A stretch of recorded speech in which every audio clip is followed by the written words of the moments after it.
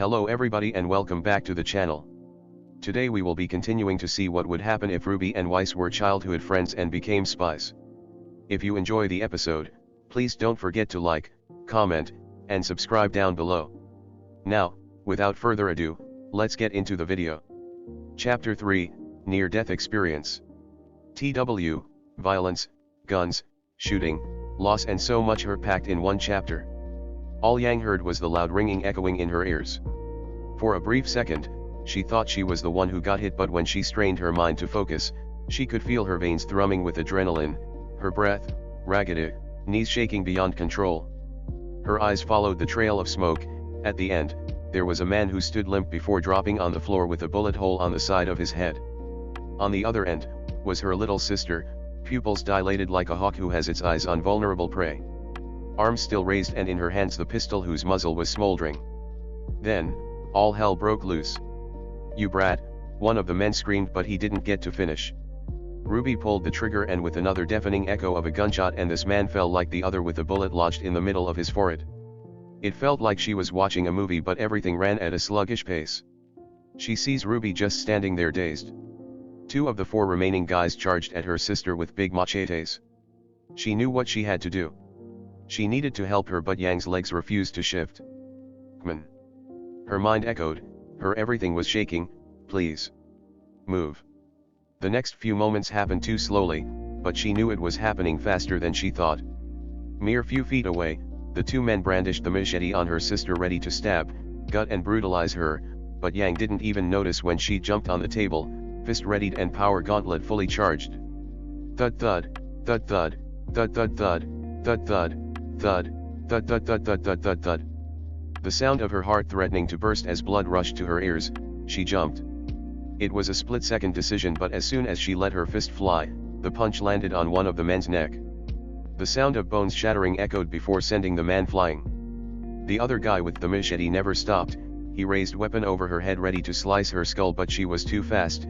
She dodged the big knife at the last second and saw a part of her hair get chopped. She ducks and swipes the man's leg, making him trip before grabbing the gun she had on her person. The next step was so easy it was scary. She pulled the trigger and the man fell in front of her, blood and brain matter splashing on her boots. Her thoughts were too loud. Her breathing was turbulent and she wanted to scream out loud about everything that just transpired. "Yang," a voice called out to her. That's when she looked up and saw the two remaining dudes aiming a gun at her. This was it, this was the end. At least she died protecting her sister. She just hopes when Blake finds out, she'd forgive her for being stupid. "Yang. Duck." Her instincts brought her down. The two men shot at her but missed, to her luck and to their demise. RWBY's eyes carefully trained, never leaving the enemies, she pulled the trigger twice and one hit the man in the chest, the other, detached the hands from the other man's arms.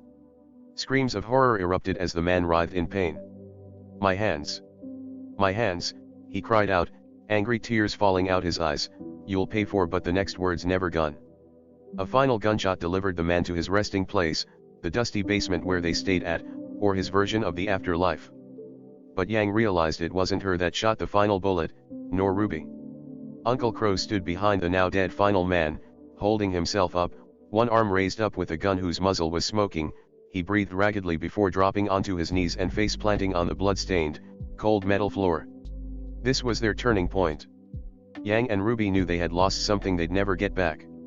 "Hey, we'll be okay, as long as we got each other, we'll be okay." That was their mantra. They were orphans. Crow and Raven. No one wanted them. That's why they got dropped on the orphanage doorstep before they could even open their eyes. It was him and his sister, just them together, and it was fine. As long as they had each other, they'd be okay. Through the horrible treatments, to the jeers of the fellow orphans that surrounded them, they rose above it all. When they were old enough to think properly, or so they thought, they came up with a genius plan and they made the smartest decision they'd ever make. They ran away from that institution, just him and Raven, scaling the tallest back fence he'd seen and disappearing into the woods. A long-fought freedom. At the age of 7, they thought it'd be the hardest battle they'd face. They were woefully wrong.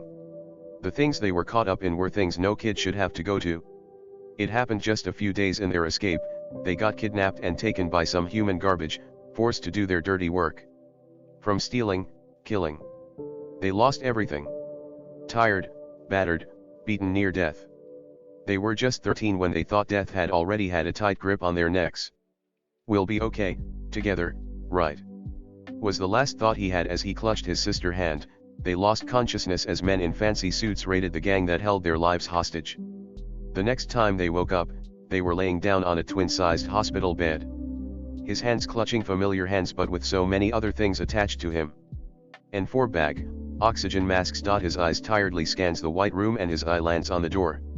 A person stood by the doorway, a girl. The last thing he saw was startling silver eyes. He blacked out. The next time he woke up, he was alone. He wasn't hooked up to anything anymore and he felt a lot better. Slowly sitting up, he was still sore in so many places but not nearly dying. That was a good start. He heard voices from the outside, his shoulders tensed up. When the door slid open, it was a tall man, with ashy hair, wearing a black turtleneck beneath a long, dark green trench coat. The expression in the man's face was friendly, a little too much so. He looked sly, sneaky. Crow had dealt with his kind quite often to know something. He didn't like him. "Ah, you're awake," he says pleasantly, "we've been expecting you." He kept his mouth shut so the tall man just kept talking.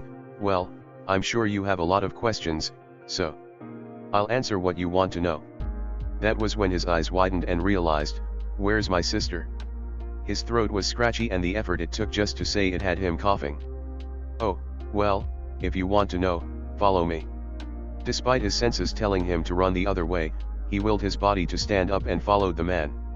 The moment they stepped out, he realized the hospital room, or what he thought was a hospital room, was a motif for the rest of the building, until they passed through the big doors and the whole world changed. They were inside a giant building, so many people milling about. All wearing suits, everything looked so high-tech. He gaped in awe. The man kept walking so he did his best to follow. They rode an elevator and headed downward. When the doors opened, it was filled with different rooms, a thick layer of glass separating the rooms and the hallway giving everyone a clear view of what was happening. His eyes caught the attention of a pair of kids. "Wait. It seems your sister has found a sparring partner," the man chuckles. He walked in front of the glass. Inside the room was Raven and the girl whom he thought was just a mirage. He'd never seen his sister so frustrated. Wildly swinging a wooden sword at her opponent, he'd been on the other end of those attacks so Crow knew how heavy each hit was, but the other girl just dodged and parried at every assault. He could see Raven's forehead dripping in sweat, eyes fully focused, but their battle was ultimately decided as the girl hit his sister's sword upwards, sending it flying away. The girl finishes by pointing the tip of the wooden sword at Raven's neck and topping it off with a mischievous grin.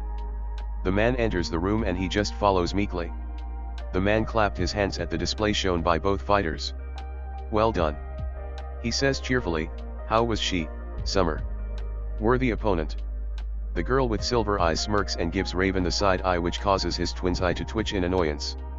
"Needless to say, she has talent, might even beat me one day though. I wouldn't count on it." He rushed towards his sister's side, grabbing her shoulders back to stop her from decking the other girl in the face. The girl, Summer was it? Thought it wasn't enough piss his monster of a sister off, that she needed to get under her skin even more. She took a step closer and closer until the two were literally face to face. He took a step back to get away from the impending catastrophe, but it never came. Summer just smirked and leaned to say something next to Raven's ear. "If you make a decision, well, you know where to find me." Summer pulls away and gives Raven a flirtatious wink. Automatically, his twin's cheeks erupted in a shade he'd never seen before. It was redder than their eyes and went up to the tips of her ears and down to her neck. She also gave Crow a friendly wave before leaving the room, skipping. He gulped and glanced at the embarrassed and fuming girl beside him, who was very much pissed at the events. She stomped her foot and screamed, "Ack! What a brat!" The tall man laughed heartily at them. Crow had noticed he didn't feel as apprehensive as before. "Well, I see you're now acquainted," the man says. "That girl was Summer Rose and her family is one of the founders of the World Protection Order." They shared a questioning look. "World Protection Order?" "Yes. An elite organization dedicated to keeping the world at peace, stopping global threats all while remaining in the shadows, the unknown saviors, the hidden beacon," he explained. "I suppose I've been somewhat rude, so before I ask you, allow me to introduce myself. My name is Ajban, I am the director of the WPO, it's a pleasure to meet you. They both just offered simultaneous nods. The man, Ajban, just chuckles, I know you two have had a difficult life and people have repeatedly betrayed your trust, but just for a little bit, I wish for you to hear my offer. It was Raven who spoke up, well, get on with it, old geezer. With a smile he pulls out a business card, WPO's. I believe you two have just what it takes to work here for this organization, so I wish to ask you both for your assistance. Won't you join us, hone and use your abilities to help us make this world a better place? 5 years of grueling training and they were added as the youngest people in the organization. Well, they were supposed to be, if they can find a fourth member. There were strict rules about rookie teams having 4 members each for safety, but so far, they were 0 out of 10. Crow sighs, sitting down in the lobby couches. Another unsuccessful recruitment. There was no one here at least their age, a rookie, and someone who fit in with their team composition. Preferably someone who also preferred fighting in the rear. The Vanguard already had enough people and he didn't want to be in between all that sexual tension. He'd also wanted to be another guy, he was tired of being the de facto baby brother and being the only boy in the team.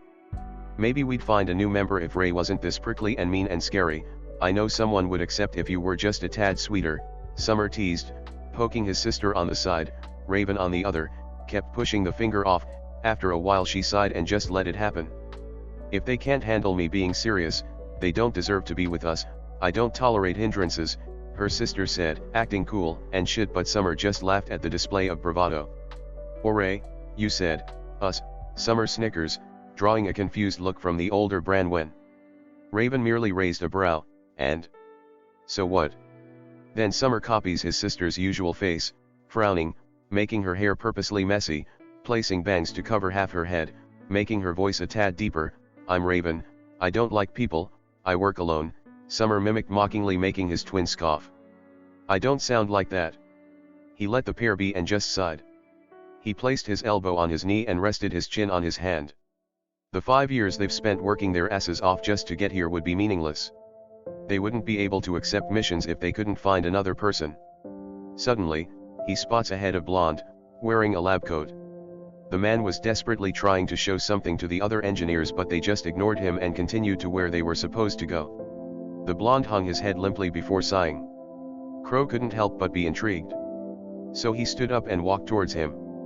The blonde guy was facing the other way when Crow got there, shoulders slump, posture horrible. He cleared his throat and the guy jumped in surprise.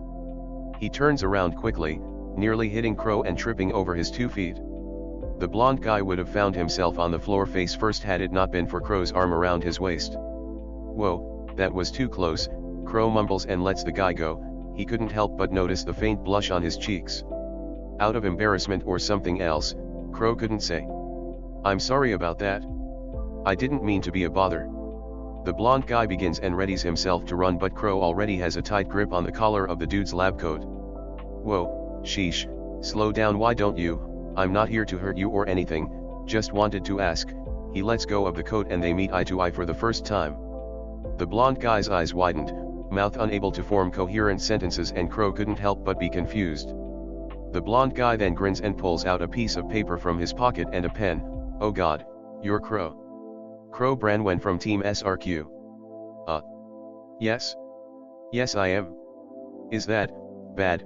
He asks carefully and slightly bewildered at the reaction. Oh man. No. No, it's not bad. It's great even. Getting to meet one of the youngest people ever recruited to be an agent. No, it's an honor. Oh, okay then, was the only thing he could say, still quite unsure about the entire situation. Oh. Wait, you called me right, the blonde guy tilts his head, eyes widening, then fear. Oh man. Did I do something wrong or something? Am I gonna get fired? No. He took a deep breath, you know us, right? The blonde guy just nods enthusiastically, then you know that we're not full-fledged agents yet. I know, but still, you guys deserve to be one.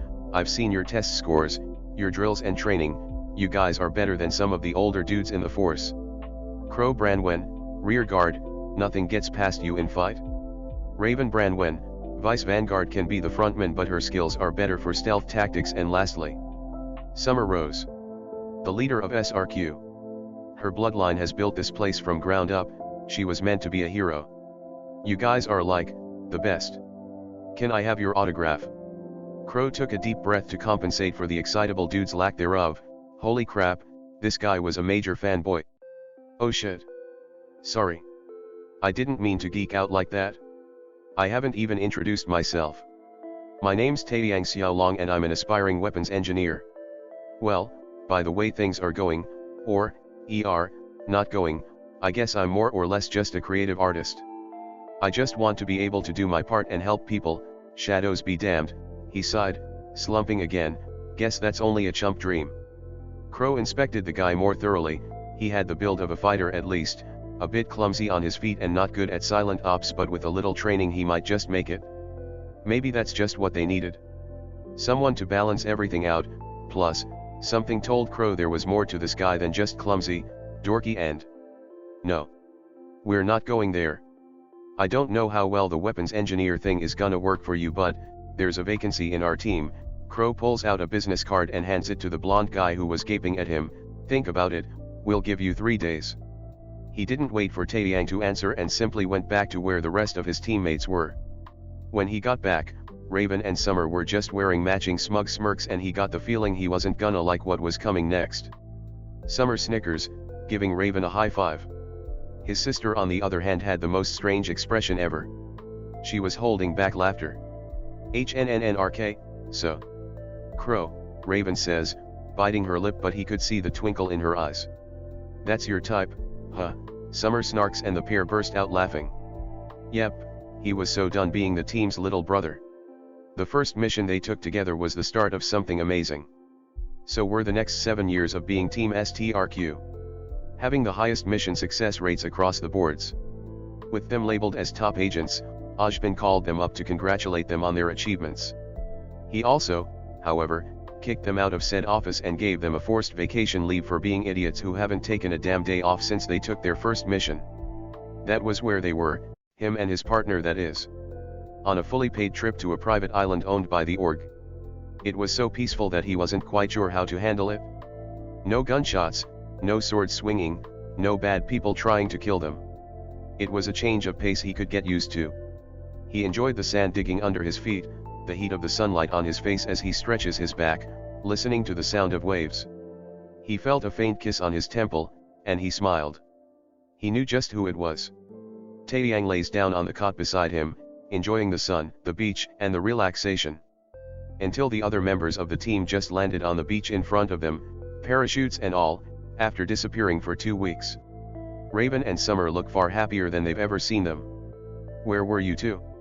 Crow asks, but the pair just shared a loving look before showing their left hand, specifically their ring fingers, to them. When Crow and Tai saw the glinting golden band on their fingers, their maw was left wide open in surprise. Summer plants a chaste kiss on Raven's cheeks and his sister just seemed to melt at the gesture. His sister, the one they called the Berserker. The Bloody Shadow. The Unseen Reaper. You guys got engaged.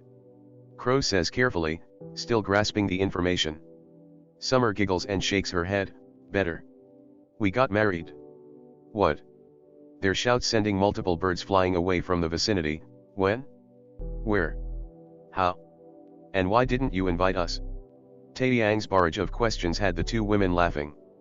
Well, 2 weeks ago, roughly, apparently Uncle Ojban was licensed and we just said our vows in his office, signed the papers and everything. Summer laughed, Raven just nodding, nuzzling the crown of her now wife's head. I can't believe you guys didn't even invite us. Tai frowned before shaking his head. We're happy for you both though, I guess I should have expected this sooner. Yeah, we just, Raven started, I couldn't imagine spending another day without calling her my wife. We decided we didn't need a big event, having her with me was enough. Ray, the two men looked away as the pair shared a passionate kiss. Once they knew the whole thing was over, they turned around once more. Seeing them both so happy made Crow feel all the good feelings. He never imagined their horrible life from back then would end up like this. Yeah, running away from the orphanage was the best thing they did. If they didn't do it, well, they would have missed out on all the wonderful events that led them to this moment. Raven cleared her throat and looked at them shyly. Crow wanted to tease her so much. Raven. Shy, She rubbed the back of her neck, sharing another look with her wife. They turned to Tai. Actually, we didn't come here just to tell you that. Me and Ray, we were planning on having kids. She wanted to carry the first one, Summer explained. This time Crow really laughed. Oh man. I'm gonna be an uncle. It used to be just him and Raven. Tears fell on his cheek and he felt strong arms around him. We have a family now, Ray, we're not alone, he mumbled, face buried on Ty's neck. Then he felt 2 additional pairs of arms around him.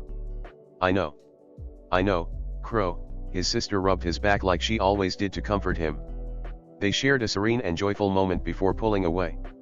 So when are you guys planning on having the baby? Ty asks, I'm guessing IVF. The newly married couple nodded. We already asked Ajban for an extended leave and we want a kid as soon as possible, Raven smiled, so I've been eating a lot better and keeping fit and healthy, to make it easier, but we still need something important. We didn't want to choose a random donor, we wanted someone we could trust, someone who we know would take care of our child if something unexpected were to happen to me and Ray. Summer grabbed his partner's hand. We were wondering if you would be our donor, Tai. Taeyang's expression was just as soft. Crow rubs the blonde's back reassuringly and he only had one answer, it would be my honor. His sister was terrifying on a daily basis but on pregnant lady hormones. Raven could probably level a city with those mood swings. So when the day came for the baby to come out, they were all anxious. Summer especially. Their leader was always fearless, charging every battle with weapons aloft. But now, as she paced the org's hospital wing, the same one he and Raven awoke to all those years ago, nails being bitten anxiously, Crow and Tai could only share a look before letting the woman do as she liked. They weren't going to stop Summer Rose of all people from worrying about her wife. When the doctor came out, they all held their breath as Summer got called in. It was the most stressful thing they ever had to wait for, but when Summer practically sprinted outside and tackled them both in a hug. The couple wanted everything to be a surprise, just that they wanted kids and they'd love them for who they are regardless of what gender they were going to be. It's a girl. They all grinned at the news, hugging her back. Soon, their leader dragged them inside the room. Raven looked so tired but so content. She held a beautiful baby girl who looked just like her save for the golden blonde wisps on top of her head. The doctor then came in and asked the couple what the name was. We wanted to honor one of our closest friends. Her name will be Yang Xiaolong Rose Branwen, Raven sighs in content, kissing the top of the baby's head with so much love and affection. Come here you two, meet your niece, Summer says before placing a tender kiss on Raven's forehead. A year had passed by then. It was Summer's turn. 9 months later, she gave birth to a healthy baby girl, black strands of hair puffing out on top of her head. She was named RWBY Xiaolong Rose Branwen, and that's when they thought life couldn't get much better. Sometimes, just as it could be beautiful, life could also be so cruel. You need to rest, love, Raven says, soothing her wife. She had just given birth a couple of days ago. Yang was just a year old, just started walking and making somewhat coherent noises, and RWBY was still kind of fresh from the womb. She wasn't going to let her strain herself. It's just a quick mission, I'll be going with some other agents, then I'll meet up with Tai and Crow, immediately after the mission ends. Ray, please. I have a bad feeling, Summer begs but was cut short by the sounds of 2 girls crying. RWBY started wailing and Yang soon followed. See, even your daughters don't want you to leave. Raven walks over to the crib grabbing a baby RWBY and swaying her so gently. Summer takes Yang, giving her kisses all over, pressing soft kisses on her soft, sweet-smelling head, rubbing the baby's back, cooing and putting her to sleep. The moment the girls went quiet and limp, they placed them back to their respective cribs. Hey. I'll be careful, I love you so much, Raven says, quietly, brushing a thumb against her wife's cheek before pulling her closer for a tender kiss. I'll be back. I'm holding you to that, Branwen. You better not make me a widow this early, I love you too. Raven never came back. The funeral happened in the organization building. Everyone mourned the loss of one of the best agents, but to the 3 of them, they were mourning the loss of a loved one. A friend, a sister, a wife. Even after the ceremony and the people were beginning to disperse, Crow and Summer stood in front of the makeshift grave. More of a formality really, since nobody really found the body. Crow's black suit was damp with so many tears cried by his best friend, sister-in-law, and leader. Tai didn't have the heart to join them. He walked around with no thoughts other than a horrible aching in his chest. He didn't even notice when he'd ended up in the building's nursery. He spots a head full of thick blonde locks trying to escape the crib, and he immediately makes a dash for the child. "Hey, kiddo, you can't be doing that, you might hurt yourself," he says, forcing a smile so baby Yang doesn't feel threatened. He carried her a bit, swaying the girl to coerce her into sleeping. Instead, the child did something unexpected. Da. Yang says happily, and something in him breaks. He didn't have the heart to tell her. Even if he did, he doubts that a 1-year-old child would even understand. So he gently pulls Yang closer, rubbing her back so gently as tears fall down his eyes. "I'm your da," his voice cracks. "I'm sorry, kiddo, I'm so sorry." Crow and Summer would never know this, and this was something that Tai would take with him to the grave. Everything was bright. It didn't make sense. His life was replaying everything that happened. Oh wait, was this it? His life was flashing before his eyes? So then going towards the light thing was real? Shit. He couldn't feel anything, he didn't even know if he was breathing.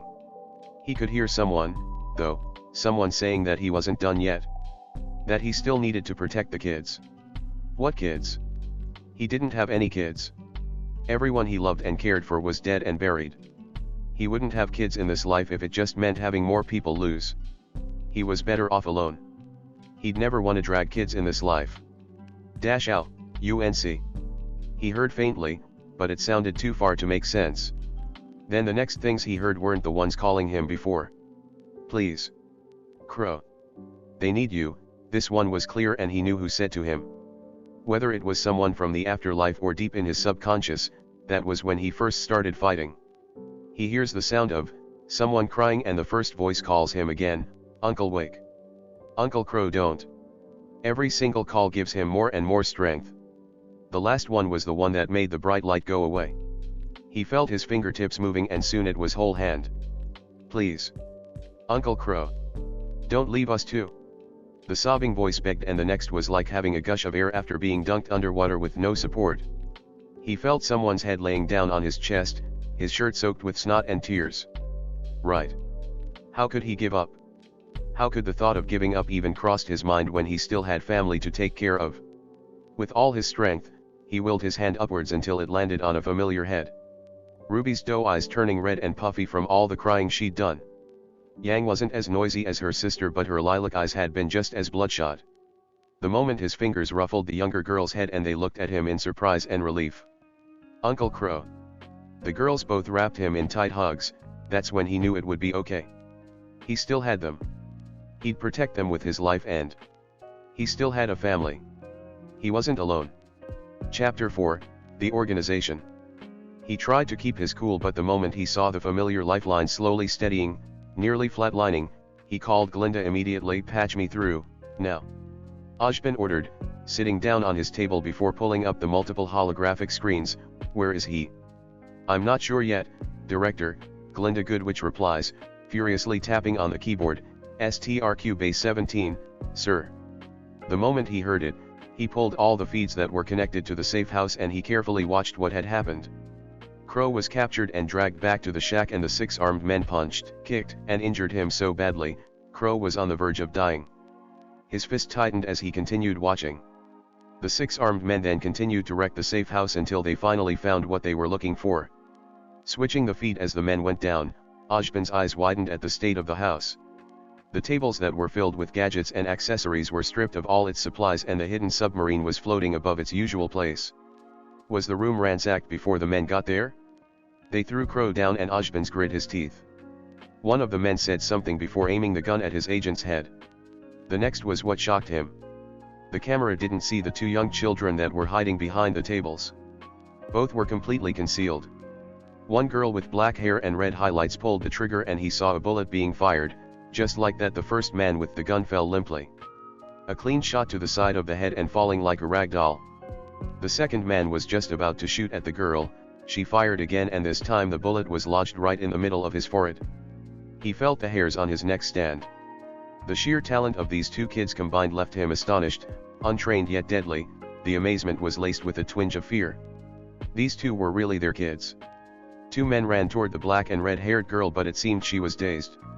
In the nick of time, the other girl burst out of the hiding spot, long, messy blonde hair, flying alongside her as she jumped on top of the table and used a power gauntlet of all things to punch one man's neck. His spine was probably already shattered as he was thrown off to the far side of the room. The other man didn't stop his attack though, he was right above the blonde-haired girl. A machete ready to slice the girl in half, but he was too slow. The girl bent down and quickly swiped his legs, making him lose balance, and as soon as his ass landed on the floor, she pulled out a handgun from her pocket and shot him point blank. He falls limply with blood and other vital organs dripping on the metal floor. The last two men at the back aimed their guns at the girl and immediately pulled the trigger. The girl ducks and they both miss the shots, but the black-haired girl never leaves her gaze on them. She pulled the trigger twice and one landed cleanly on the man on the right's chest, heart exploding from contact of the bullet. The other shot landed on the other man's wrist, blowing off the gun and his hands messily from his arms. There was a final shot delivered by none other than his own agent, but immediately after, he succumbed to the pain of his injuries and fell down to the ground. The two girls were stunned for a moment before pushing themselves toward their uncle, shaking him desperately. 10 minutes passed and the black-haired girl still kept crying. The blonde just sat beside her sister in a daze. Down and beaten. His fists started to unclench when he saw Crow's heart rate going back to normal. Immediately relief flooded over him. He sighs. Crow was alive. One of his most trusted agents, has proven it time and time again over the years. Now, he was with his sister and best friend's daughters. His honorary goddaughters. He had a lot of things to say to that brat once he got back. First was hiding the girls from him, and second for bringing them to a dangerous mission. Were his hair in any other color than ashy white he sported, he would have immediately grayed on the spot. He rewinds the video to watch the two girls deal with the 6 men on their own. Raven. Summer. They're just like you, he mumbles before standing up. Glinda, get the jet, we have a rescue to enact. How many agents do we need, sir? Glinda stands up and grabs her tablet. Ojban just shakes his head. Just you and me. Affirmative. They helped their Uncle Crow up, making him sit against the wall as he tried making his breathing even. Ruby closed her eyes tightly, trying not to look at the trail of bodies that surrounded the room. All her nose could smell was the sharp, iron-y scent of blood and that metallic smell he kept smelling from his uncle. She just couldn't believe that the odor was from smoking barrels and gunshots. Why Yang? And both their heads turned so quickly it left her dizzy. Uncle Crow was still gasping, but it wasn't as bad as earlier. He was great even. Because earlier, he barely had a pulse and her sister had already given up on him. That's how Ruby knew it was bad. There's a medkit there at the back, a little door attached to the wall, could you get it? Every single word he said was accompanied by heavy breathing. Her sister had been quiet and just stared at their uncle with a cold gaze, but still did as asked. Soon, she came back with a briefcase and opened it next to him. Uncle Crow quickly grabbed the syringe with a dubious-looking yellow liquid. Without hesitating, he stabs it directly in his chest and injects it. For a moment he was just sitting down limply, but his eyes briefly flashed yellow and he was breathing a lot easier immediately. Nanomeds, he starts, help the body heal faster but should only be used in extreme cases. I suppose this counts. So you're feeling better? Yang cut him off. Her usual bright lilac eyes were dark and stormy. Then her sister grabs and pulls her away from their uncle, standing between them like barriers. Good. Yang, he looked at them sadly, but she wasn't having any of it. What the actual fuck is wrong with you? Her sister screams and Ruby couldn't help but flinch. She hugged Yang's back, but the blonde wasn't done. What the fuck is happening? How many secrets were you guys hiding? Yang, please. I'll explain everything. No. Yang shakes her head in frustration, hot tears falling again. Ruby never once lets go. You don't get to tell us that shit. You don't get to take us from our home. Take us from our best friends. Take us to another country. And almost get us fucking killed. Why Yang, please, Ruby begged, but like an explosion, Yang wouldn't stop until she destroyed everything in her path. Do you know how terrifying that was? Did you see what we had to fucking do? Uncle Crow just kept quiet. I had to kill someone. I punched that guy and felt his bones shattering from the impact of my fist. I had to shoot someone and his brains were flooding the outside of my boots. We did all that shit and we don't even know if you're even our real uncle. Yang's fist tightened, charging the power gauntlets in her hands. So tell us everything right now, or so help me I will smash your skull. Okay, Uncle Crow said sadly. You two are old enough to know everything, sit and calm down, I'll start from the beginning. The next few hours Uncle Crow told them everything. And the more she heard, the more Ruby felt like she didn't know what to believe in anymore. He told them about his childhood, how they met mom and dad, and how everything ended up right at this moment. Their dad, Taeyang Xiaolong, wasn't their father. Well, technically he was, sorta, scientifically, but he wasn't their dad, and instead of a dad, they actually had two moms. The lady with the long, dark, messy hair. That was their mom, and she died first, and her name was Raven Branwen. She was Uncle Crow's twin, and their family was a lot more complicated than Ruby originally thought. When Raven passed, Tai took it upon himself to be there for you. He wanted you to have a normal life, so he retired first and became your dad. He loved you two so much, Uncle Crow said sadly, so our team of 4 became 2, me and Summer still took missions, but, the last mission she took, she was alone, they never got her body either. But, we saw her get buried. Ruby said, that wasn't Mom. No, Uncle Crow shook his head sadly, it wasn't, just a well-made doll. She let the information sink in. The whole time she mourned, she wasn't even crying for the real thing. What about, Dad? Yang spoke up, her back slumping and tired, looking hurt and beaten. How did he die? I don't know, kiddo. He wasn't even on active duty, he was already retired. I just found out when I got back from a mission, taking down an international illegal weapons trade. My only theory is that he got jumped by some of our past enemies, that's what I've been doing. I've been trying to find clues on who took him. I thought that maybe another one would show themselves, any clue on finding Tai. Every single thing was a lie. Yang said emptily. So, Dad's body wasn't there either, Ruby said. I was right, the guy who delivered the news about Mom, that guy wasn't a doctor, and our whole lives you've been lying. Uncle Crow couldn't do anything else but give them dejected nods. I'm sorry you had to find out this way. Summer and Raven, they wanted to be the ones to tell you one day, when you were older, but they couldn't. He sucked in a breath before exhaling heavily, when they were gone. I was too much of a coward to tell you. Ruby was just tired. She had no more tears to cry. No energy left. She just committed atrocious acts and wanted the ground to take her and make everything go away. She wishes she could go back to Weiss, just hug her so tight that everything that keeps hurting her would disappear. Uncle Crow stood up, wanting to reach out to them but couldn't. There's one thing that was real amongst this whole mess though. Tai, Raven, and Summer, they loved you both more than you could imagine, and I do too, so much, even if you accused me of not being your uncle. He forces a chuckle, but she could hear so much pain from it. I'm sorry. I don't know if you'll ever forgive me, but I'd spend the rest of my life protecting you two from all this and earning your forgiveness. Ruby could tell he wanted to reach out and hug them, but before he could, they heard loud engines and winds from the outside. Ruby's heart slowed down. If these were enemies, then, could she do what she did earlier? Could she take another life? Uncle Crow grabs his gun from inside his jacket and takes stance, eyes immediately turning serious. You two, stay here. But Yang shook her head. Look, we didn't just do what we did for you to try and get yourself killed again. I'm going and you're not stopping me. I'm not letting those assholes hurt what's left of my family.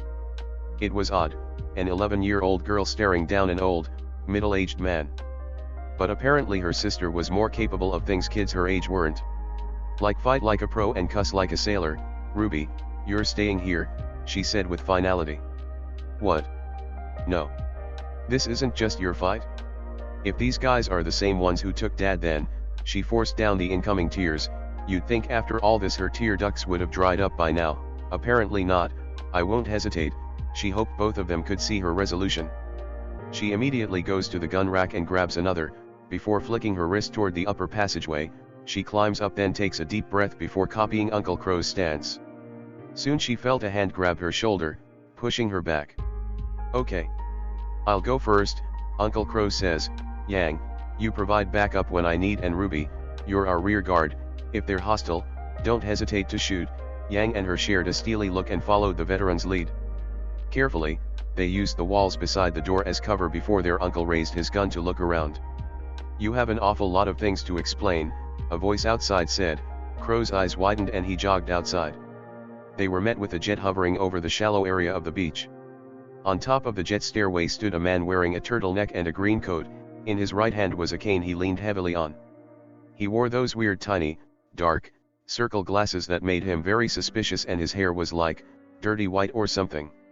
One thing Ruby knew was that the man carried authority. It was clear enough when Uncle Crow stood down. "Well, what are you three waiting for?" he called to them. "We're going back to HQ." The three of them mindlessly grabbed everything they could grab from the shack. Weapons, the cab marine, and Ruby stuffed the framed picture in her backpack. Just like that, it looked like there was no one here. It looked even more deserted when she saw it explode as they left the area. She was asleep the entire time they flew to wherever they were going. She was somewhat addled about everything. Yang was the one who woke her up, and when Ruby saw her sister, she knew she didn't get any rest. Her eyes were tired, bloodshot. She'd been crying. Ruby just did the only thing she could. She gave her sister a tight hug, which the blonde girl gratefully returned. When they landed, Uncle Crow had given them thick, winter coats. When they got out, she found out why. Everything was white, the air was thin. They were up on the snowy mountains of the Alps. The walk was still silent, just the sound of piles of snow squeaking as they stepped on it. They came face to face with a rock wall on the side of the mountain, but when the tall man touched it, it opened up, revealing a deep, dimly lit chasm beneath. Ruby stared in horror as the three adults took a step inside. Oh, it was a glass floor. With a relieved sigh, she followed suit, Yang walking behind her. Soon they began their ascent, and it wasn't long before they reached their destination.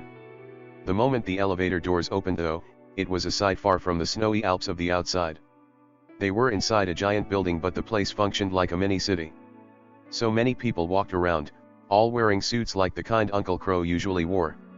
Some on floating platforms to get on the different floors. She stared at everything in wonder.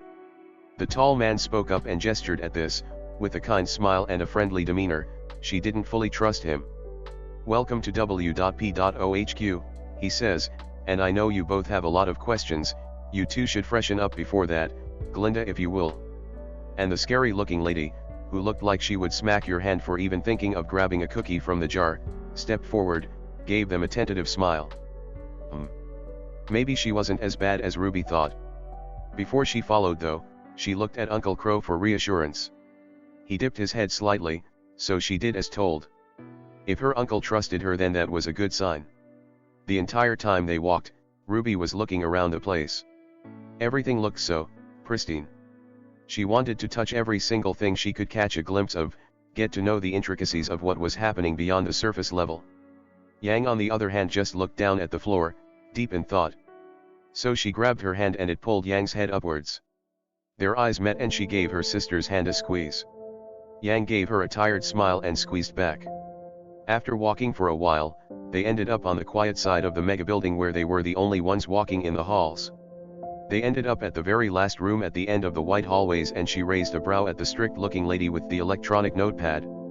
"This will be your quarters whilst you stay here," Miss Goodwitch says, "and I think this'll be of interest to you. The room only gets cleaned but nobody moved anything.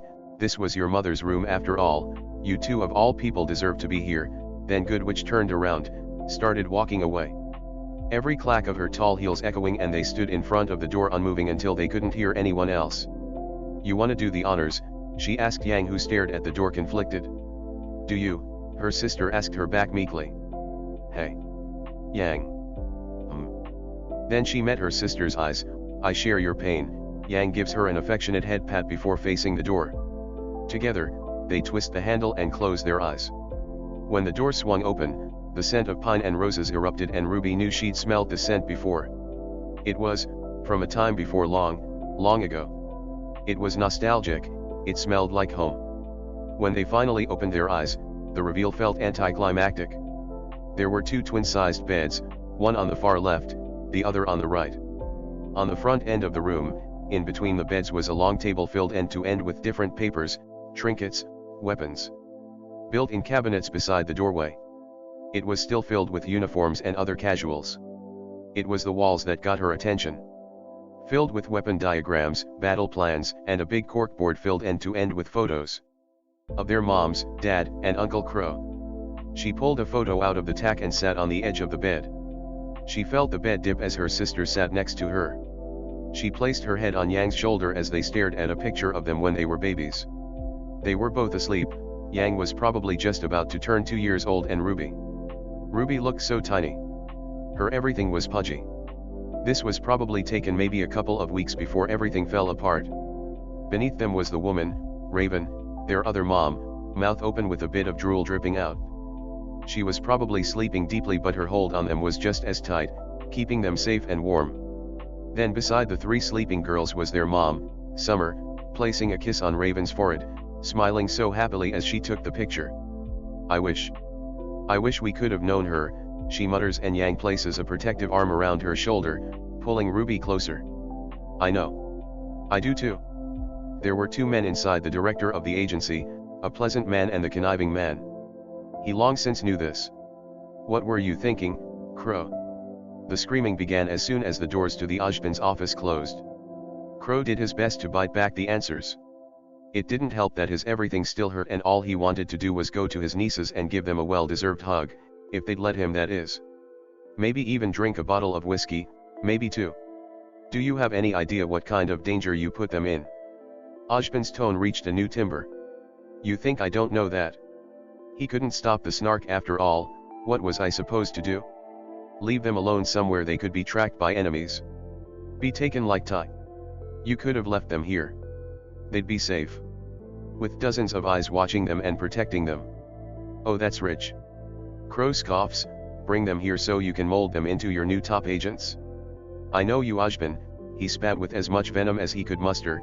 "You work for the greater good, sure, but you'd be willing to sacrifice your people to see your side win, despite all the things attached to them, despite all the personal things they'd lose. You treat your agents like expendables. They're my goddaughters." Ojban screams. "You think I'd do something that'll risk their lives? I've seen you send Summer on missions for less." Crow all but hissed.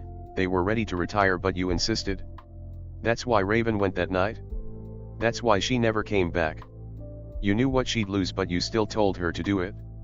"I did what was necessary." "You robbed 2 innocent girls of their mother. You robbed her wife of her love. You robbed me of my twin sister." Every single word carrying all the spite he has, and now, here you are again, plotting on how to get the girls on your side, robbing their innocence for your justice. Ojban just looked away. If they mean anything to you as their godfather, you'd be pushing them away from here, finding a way for them to live a normal life, just as Ty, Raven, and Summer wanted. It was the director's turn to laugh. "Normal? Nothing about them is normal, Crow. No normal kid could fight 6 grown and armed men, with no training, and kill them. No normal kid's eyes glint at the sight of an enemy like an animal about to strike prey. I'd be a horrible leader if I didn't see their potential. The only thing you're doing is preventing them from blooming, blocking them from their destiny." "And there it is," Crow jeered. "I've killed so many people, but in the end, I can still see which one of us is the bigger monster."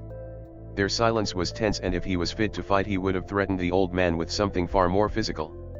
Their argument was however cut short when a voice of a girl started speaking through his office speaker. "Ah, hello, Ruby's voice echoed throughout the room.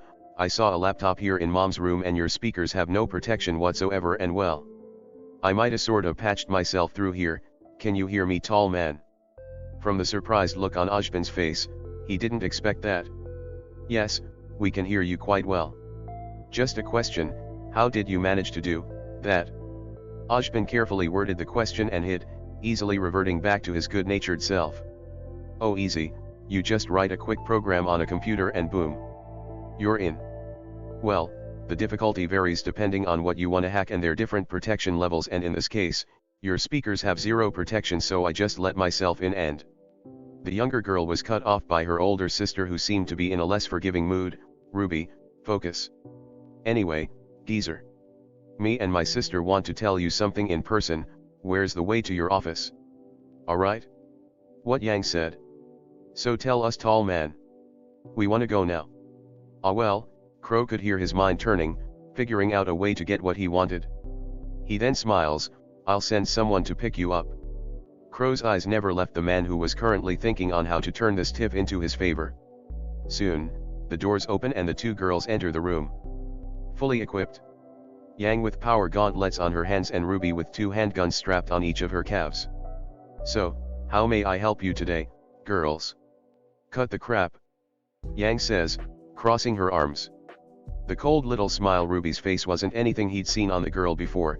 "We're not here for pleasantries, just here to ask questions and state our demands." Ojban smiles and walks towards his chair.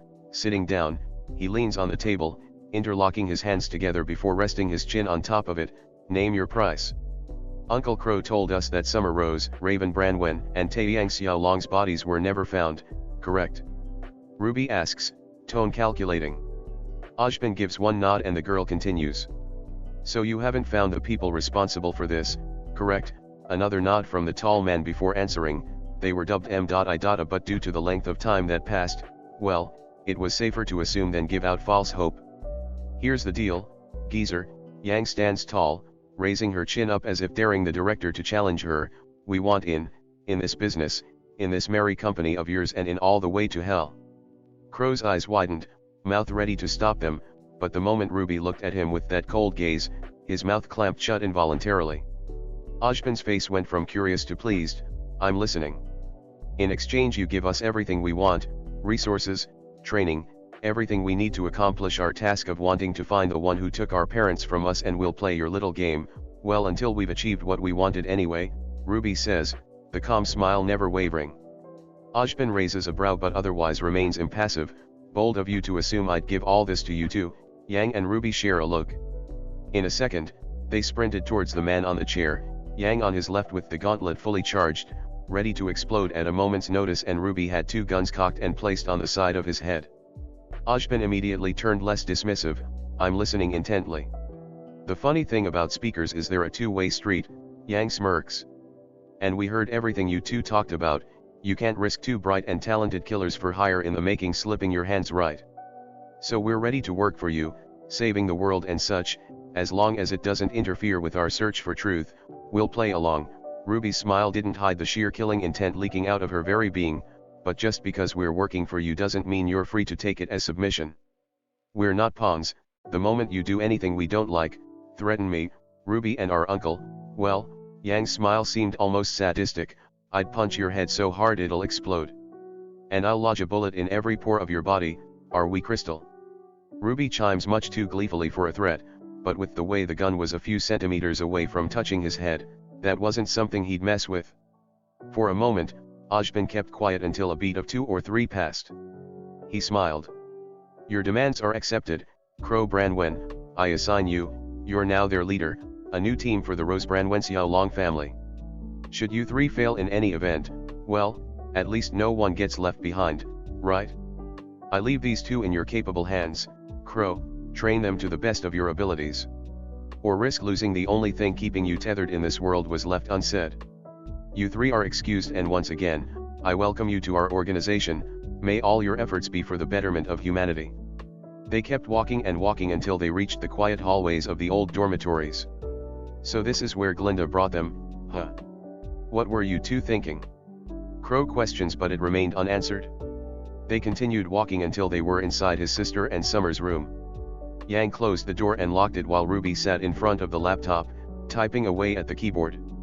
"Look, I know you two are angry about everything, but..."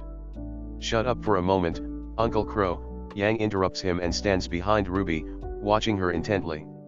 When Ruby stopped typing, she turns around, grinning at them. "We're officially protected." His youngest niece giggles before moving her chair closer to him. "What?" he queried, feeling lost. "Good, which brought us here, right?" Yang begins. "When she left and we got in, we decided to explore the place a little, saw the pictures and stuff. That's when Ruby's eagle eyes managed to spot some little devices hidden in crevices no one even thinks to look. It's used as a jammer, Uncle Crow, so we assumed that maybe moms were the ones using it. They were hidden for so long I had to reactivate it, blocking off everything that wasn't supposed to be here, like cameras and mics. That's why Yang was standing behind me. She was blocking that hidden camera right there, on top of the door," Ruby explains. "While I was doing that, I remembered you guys were walking to his office to have a talk, and I remembered I didn't like the way he talked. He seemed Super shady, so I was ready to do my hardest, but then I saw his speakers weren't even protected. Amateur. We listened in, realized you were just doing what's best for us and thought of a plan to play into Ojban's Messiah complex. Yang continued the explanation, plus, we needed all the help we could get, hence the threats. He seemed like the kinda guy that'll listen to that. Yang sighs, what's the deal with him anyway? 1 minute he was acting all nice, next he was a calculating psycho. I don't know, changed too I guess, when one by one he lost his students. Crow answers, he wasn't like this back then though. That explains it.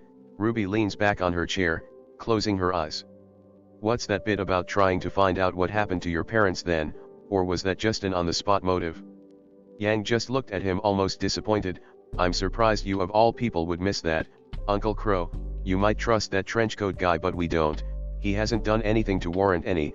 He said they all went M.I.A. 1 was believable but 2 was a pattern, and all 3 of them, bodies never found. There's some damning evidence there and we just need to find it. Not all his intentions were wrong. We understand why you want to protect us, but if we have the skills or potential to help people, keep the world a bit safer, then, we'll kill 2 birds in 1 stone, Ruby answers. I just don't agree with his methods. Aren't you too? Aren't you too scared? His eyes darted between the 2 girls but they just laughed. You're just kids, for fuck's sake, Ruby, you're just 9. Scared? Oh, we're so past the point of being scared. Yang snickers. I left it back at the safe house when I accepted my fate to die, till Ruby saved me anyway. Age and threatening someone aren't correlated either.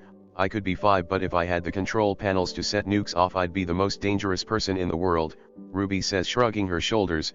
Plus, I don't know, when I saw those guys readying to kill you, it was like, something got out. I can't explain it, but that was the lightest I felt.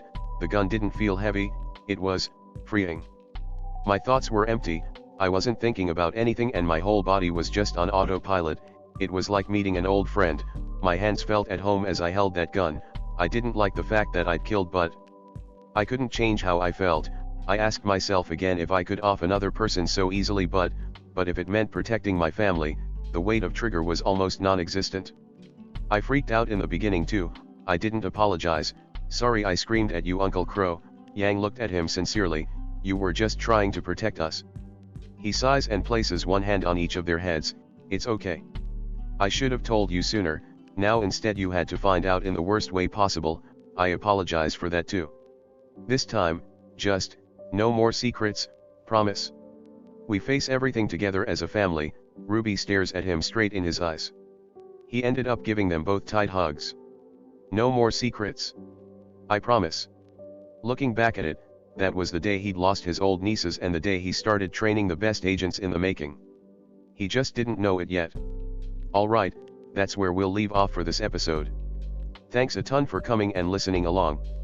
If you enjoyed, please don't forget to like, comment and subscribe. Click one of the prompts on screen for more of my content and I look forward to seeing you in my next video. Ciao for now, lovelies.